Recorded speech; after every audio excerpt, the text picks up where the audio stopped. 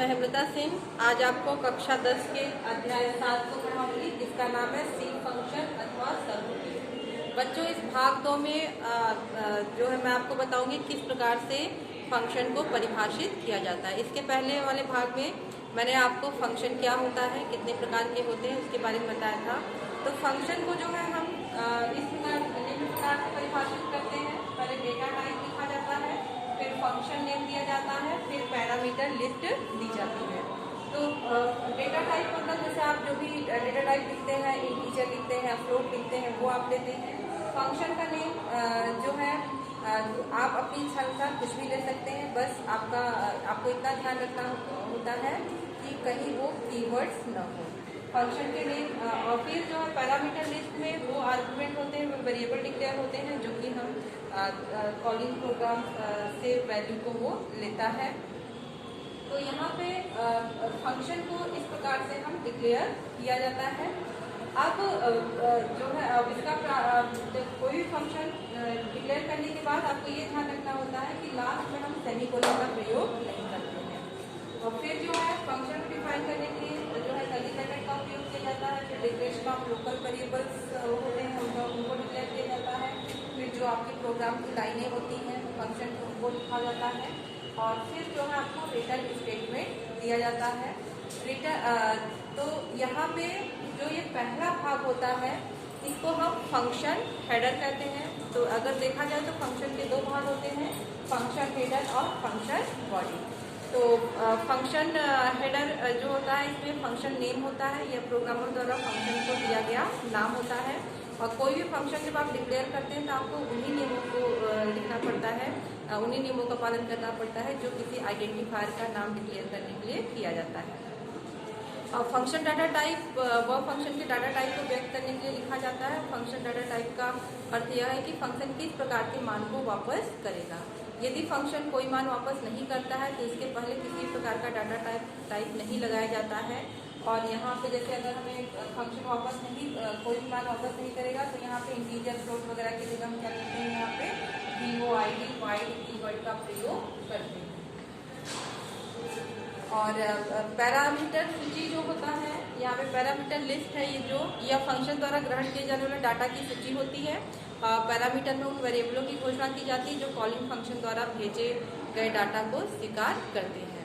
Parameter सूची function के लिए इनपुट डाटा का कार्य करती है, चूँकि वास्तविक इनपुट मानों को प्रदर्शित करती है। अतः इसे हम फॉर्मल पैरामीटर भी कहते हैं। तो यहाँ पे जो पैरामीटर होंगे वो क्या कहलाएंगे, फॉर्मल पैरामीटर।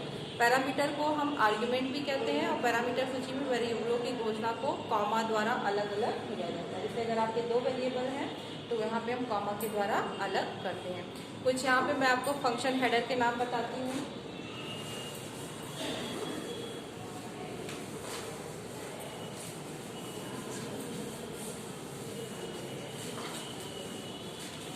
जैसे इंटीजर इंट हमने क्या किया, डेटा टाइप लिया और यहाँ पे सम लिया और यहाँ पे एक वेरिएबल डिक्लेयर किया इंट।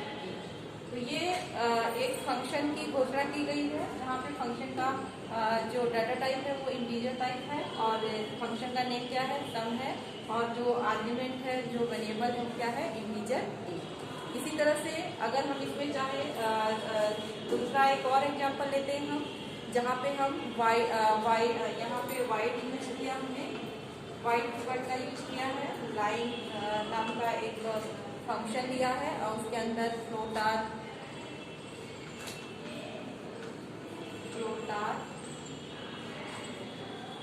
कैरेक्टर सी, इस तरह के कैट सी, इस तरह का वेरिएबल डिक्लेयर किया हुआ है। तो ये भी किसको व्यक्त कर रहा है, एक फंक्शन को। और जो है इस तरह से हम एक से ज़्यादा आर्ग्यूमेंट भी फंक्शन में प्रयोग करते हैं। और फंक्शन की जो बॉडी है इसमें वेरिएबलों की घोषणा तथा वे फंक्शन की जो बॉडी है उसमें वेरिएबलों की घोषणा तथा वे कथन दिए जाते हैं जिनके द्वारा फंक्शन को कोई कार्य करना होता है। फंक्शन बॉडी को हम जो है आपको मैंने बताया कि ओपनिंग कर्ली ब्रैकेट से जो है ओपन होता था और क्लोजिंग कर्ली ब्रैकेट से वो क्लोज होता है। और फंक्शन के कथन ये वे कथन होते हैं जिनके द्वारा फंक्शन किसी कार्य को पूरा करता है। और रिटर्न कथन की सहायता फंक्शन द्वारा निकाले गए मान की कॉलिंग कथन में वापस भेजा जाता है। यदि फंक्शन कोई मान कॉलिंग कथन को वापस नहीं करता है तो रिटर्न कथन नहीं लिखा जाता है या रिटर्न 0 हम लिखते हैं। जो रिटर्न कथन था वहाँ पे हम रिटर्न 0 लिखेंगे। अगर कोई मान फंक्शन वापस करता है तो वहाँ पे हम रिटर्न जो भी एक्सप्रेशन होगा उस एक्सप्रेशन को जिस भी रिजल्ट को लौटाता है उस रिजल्ट को जो है लिखा जाता है। इस तरह से 2 प्रकार के रिटर्न स्टेटमेंट का प्रयोग किया जाता है। तो ये था फंक्शन को हम किस प्रकार से परिभाषित करते हैं। अब मैं आपको बताती हूँ फंक्शन प्रोटोटाइप के बारे में। तो फंक्शन प्रोटोटाइप जो होता है वो फंक्शन का ही नाम होता है।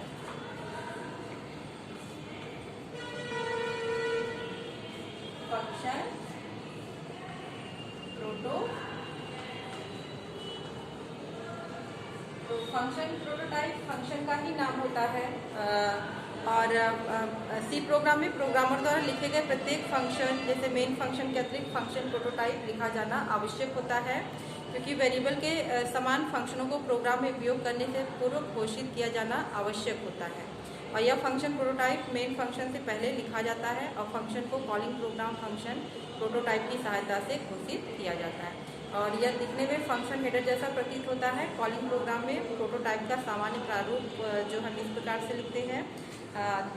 जैसे आपको मैंने बताया, जैसे यहाँ पे ये है आपका इंटीजर सम है और फिर जो है यहाँ पे पैरामीटर लिस्ट दिया गया है।